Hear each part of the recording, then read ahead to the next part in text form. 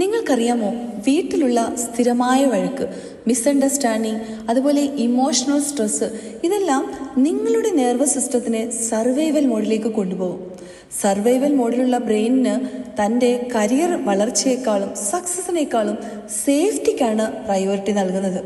അതുകൊണ്ടാണ് പുതിയ ഓപ്പർച്യൂണിറ്റീസ് അവർക്ക് കാണാതെ പോകുന്നത്. നല്ല ഫിനാൻഷ്യൽ ഡിസിഷൻ എടുക്കാൻ അവർ ബുദ്ധിമുട്ടുന്നത്. മണി ആൻസൈറ്റി അവർക്കുണ്ടാകുന്നത്. പലപ്പോഴും മണി പ്രോബ്ലം എന്ന് തോന്നുന്നത് യഥാർത്ഥത്തിൽ ഇമോഷണൽ സ്ട്രെസ്സിൻ്റെ റിഫ്ലക്ഷൻ ആകാം. ഫിനാൻഷ്യൽ ഹീലിംഗ് തുടങ്ങുന്നത് പണം സമ്പാദിക്കുന്നതിലൂടെ മാത്രമല്ല, നിങ്ങളുടെ ഉള്ളിലുള്ള ശാന്തിയും സമാധാനവും ഹീല് ചെയ്യുന്നതിലൂടെ ആണ്. അതായത് നിങ്ങളുടെ മണി പ്രോബ്ലം എന്ന് നിങ്ങൾ കരുതുന്നത് യഥാർത്ഥത്തിൽ റിലേഷൻഷിപ്പ് പ്രോബ്ലവുമാകാം. അതുകൊണ്ട് നിങ്ങൾ റിലേഷൻഷിപ്പ് ഹീലിംഗ് ഉണ്ടാക്കിയെടുക്കുക, അതിനെ പുനഃസ്ഥാപിക്കുക. അപ്പോൾ മാത്രമേ ഫിനാൻഷ്യൽ ഹീലിംഗ് പൂർണ്ണമാവുകയുള്ളൂ. നിങ്ങൾ ഇന്ന് റിലേഷൻഷിപ്പ് ഹീലിംഗ് ആഗ്രഹിക്കുന്നുവെങ്കിൽ പീസ് എന്ന് കമൻറ്റ് ബോക്സിൽ കമൻറ്റ് ചെയ്യുക.